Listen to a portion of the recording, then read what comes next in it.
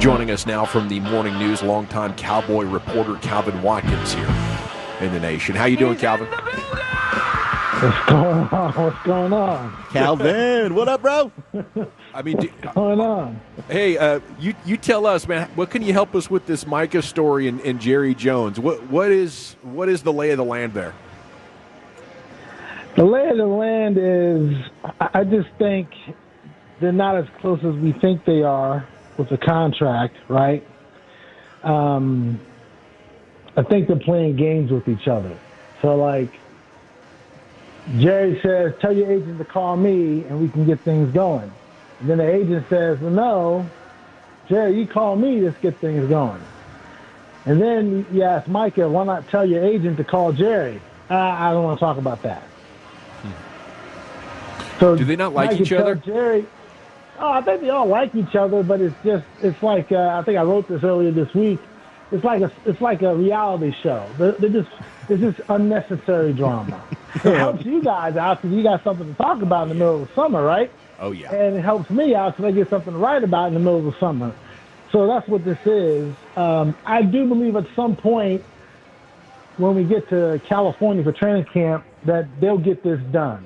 I don't think they'll get it done before we go to camp, and I'm supposed to leave July 20th for California. So that's where we are, unless something has changed in the last 30 seconds, but I think that's just where we are. So how is playing this game worth it to the Joneses with the T.J. Watt contract potentially getting done and raising the price? How is there value in that for Jerry to be stubborn and not pick it up and play that game?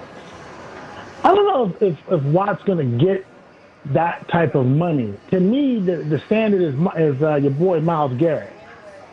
And then the mark that you're looking at that Micah wants is $200 million in total compensation. So unless Watt's going to get that, which I don't think he is, because this might be his third contract, and even Micah had talked about that a little bit the other day, he might not be in play. So to me, it's the $40 million average salary, which is what Myles Garrett has. So unless Watt's going to surpass that in some way, then yeah. But you know what? To your point, we know what the money is right now. Because, your boy in Cincinnati, he's holding out too. Hendrickson, right?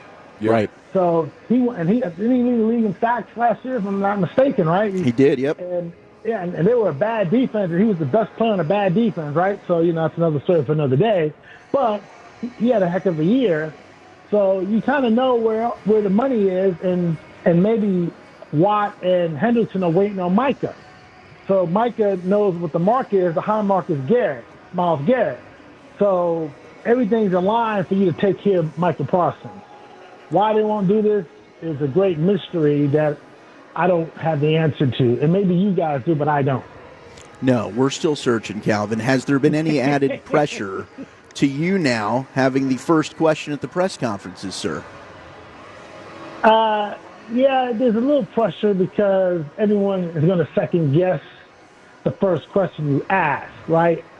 So outside of like there's something going on, like someone's hurt, someone's holding out, you lose a tough game in a particular manner. So, you do a lot of these things every day. Sometimes I would say to David Moore, I said, what you got? And he goes, I have nothing. Right? And then somehow he'll come up with it. So there's a little bit of pressure there, but, you figure it out as you go along. So, but there's so much drama with this team that it'll be pretty easy to come up with a good first question, I think. What can you share with us about the Trevon Diggs drama? Like, how's his rehab going? Is he going to end up losing out on $500,000? Their friction with him and the training staff clearly, like the Diggs stuff's a little weird. Yeah, he does not get along with the strength and conditioning staff, the training staff for whatever reason. Now, the training staff, they're old school. Britt Brown, director of rehab, he's one of the best in the NFL, right? If you got a bad foot, bad leg, trying to get back, he's your guy. He will get you on the field. He's tough love, right? So if you're not that kind of guy that likes tough love, then Britt Brown is not your cup of tea. So that's the issue that they're having. And in today's NFL, guys want to train away from the facility, so you have to let them, especially your star players. And that's where they are. It was kind of interesting that, Diggs is willing to lose $500,000 out of a $9 million base salary, right? And you could say, well, it's just $500,000 out of $9 million. Well, the taxes and all that, every little bit helps, right? So It's a lot of money. Yeah. So it's interesting that he's willing to lose this amount of money just to say I can't train at the facility. Now he was training with Britt Brown yesterday, but it was interesting as he was on the cords, these resistance cords that they use. Britt's holding them. There was a guy there with them. He wasn't like a bodyguard, but I think he might have been the other trainer. He was there, and I hadn't seen that before. Mm-hmm. And it was just those three guys by themselves. Well, normally Britt is working with a player or two by himself, but this time there was someone else down there. I'm not sure who that guy was. I don't know if he was like a buffer or, you make a pitching change and the interpreter comes out there with Bruce Bochy and then, and they're talking to the pitcher. It was kind of like that. So there you are with Diggs. I love it. It's Calvin Watkins here with you. Reading your story, he was making a case that he was ahead of schedule last year, got back week one, even though he wasn't supposed to be back in October. Is a similar thing realistic this year? He says it is, but this type of surgery is a little more complex. He had a torn ACL last year when he came back. This one, he needs some grafts, some tissue moved around, and, so it's a little more complex. So, and he told me he has no swelling, got no discomfort, said he's moving around well. He said the rehab this go around is a lot better. And I asked him, is that because of what you did last year in rehab? He said, no, it's just a lot better, a lot easier. And it was interesting that he said, I don't know if you guys have the internet over there, but he released a documentary on YouTube of his rehab process. And he told me he released it because he saw people were questioning his rehab commitment. And so he released the video to show people, I am working out, I am working hard. And he's going to release another one about the rehab this upcoming summer. So he's aware of the criticism from everybody, including you guys, and so hopefully he'll be okay. Calvin, what do you think about this offense? Obviously just OTAs and whatnot, but having the Pickens factor, new coaching staff, how different does this offense look? Is it bringing any excitement to you? It's good to see Pickens out there, and you could tell he is an elite player, and you add him with CeeDee Lamb, and the passing game should be dynamic. And they're doing a lot of quick throws with Dak underneath. They're trying to throw it vertically with Pickens and Turp and CD. So I like to see that, but we'll find out when they play Philly week 1 on that Thursday night if all this works. You've gone through several coaching changes. We got all the good vibes right now, the energy. I mean, what's your take right now on the new Schottenheimer regime?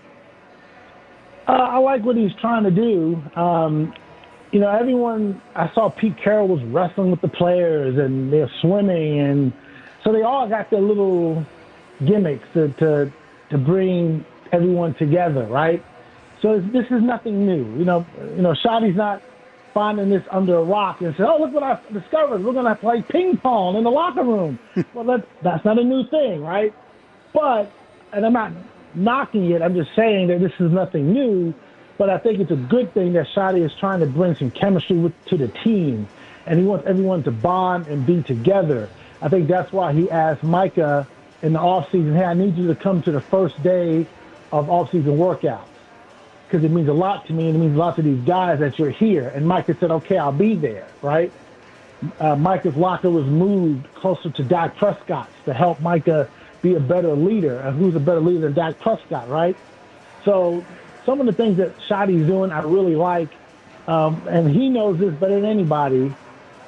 Ultimately, you got to win some football games, because if you lose 4 games in a row or you're going through a tough time, as soon as that ping pong table is moved to the back, it's going to be a story, So we'll see what happens.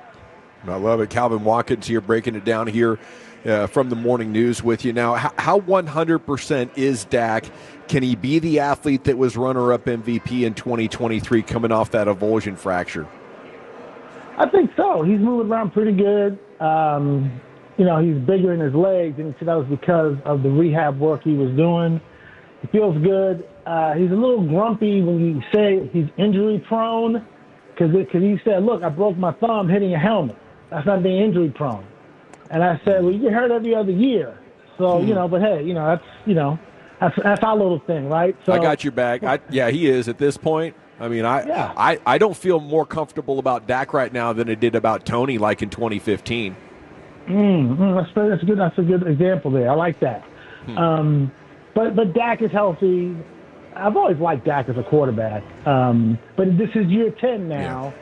So, hey, man, highest paid in the league, you got to do something for us now. So, and he understands that more than anybody. And so the pressure's on him. It always has been on him to deliver a championship to the city. And it's been 29 years since, I don't know if you guys were born last time you won the Super Bowl. So I was 15, 16 in their dominance, and it was amazing. It was amazing? Oh, yeah. I was living in New York.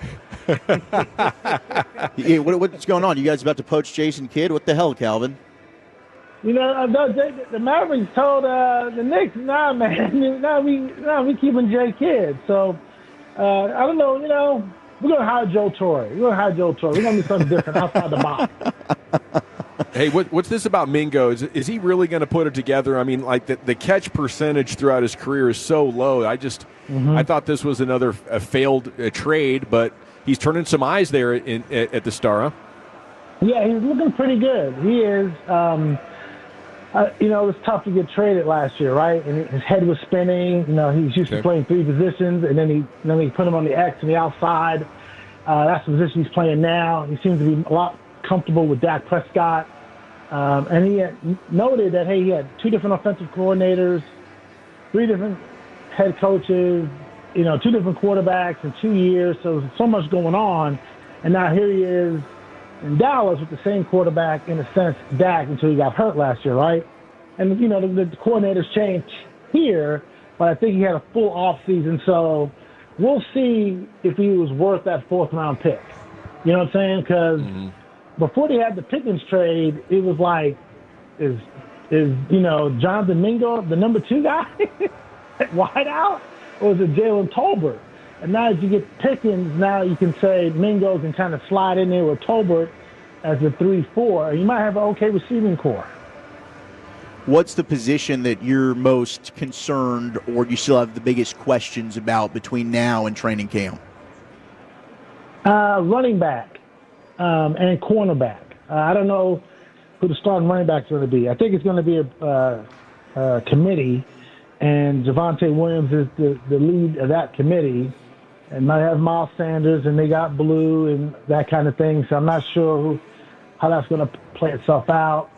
The cornerback situation is interesting. They're not going to have Diggs until middle of the season, maybe. The third-round pick, Revel, I think he's going to start training camp on the pup. And he's a third-round pick, so he's supposed to get a lot of playing time. So I'm not sure if he'll be ready week 1. DaRon Bland was in the slot in the off-season work, and he's not happy about that. Yeah. So, we're trying to figure out who's going to be your starting corners. I do know DaRon Bland's going to be on the field, but everybody else I don't know. So those are the two main spots that I'm really concerned about, corner and running back. Is it possible they get a deal done with Bland before the season starts? I don't think so. I think they want to wait to take care of Mr. Parsons. And then they want to see how Bland is. They got a lot of corners now. Remember, they traded for a corner. They drafted a corner. They got Diggs coming back. So they got a lot of corners there. So I think they want to see how Bland plays this year because, it took him a while to come back from that toe injury that he had. And then there's another guy they got to pay, Tyler Smith. Mm-hmm. He's signed through 2026. So, Tyler's going to want his money, So I think they're going to wait to see on Bland. Bland might be one of those kind of guys like Jake Ferguson where when the season ends, then you assess where you are and say, oh, Jake had 14 touchdowns and 60 catches. Okay, let's pay him. Bland had 6 interceptions and 18 pass deflections. Okay, let's pay him. You know what I'm saying? I'm just throwing those numbers out there. So you want to see what kind of year they have before you say, all right, let's get our checkbook and sign him. Before we let you go, Calvin, it is a Friday, and as such, we ask all our guests what you drinking and what you thinking. I'm not drinking any. I'm not drinking anything right now. I'm on a twice a week drinking Schedule.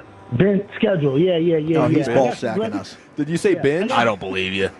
No, I got this 14-year-old Glenn Levitt sitting here that it's been like yelling my name for the last 2 weeks that I might have to pop open tomorrow. So He lied! But Appreciate you. But yesterday I went to the cigar lounge in Casa Monte Cristo and I was going to order. I almost ordered a drink. I almost messed up because you only have 2 days, so you want to make them count, right? Yeah. So I got a Heineken Zero. There you go. So I don't know if that counts. Welcome to my That's world. what I had. Counts in my book. Well, thank you for your insights. Enjoy this little summer stretch, and we will see you in Oxnard, sir. Oh, that'd be great. We can have a drink maybe one of the days I can drink. That'd be You good. got to plan it on your schedule. Absolutely.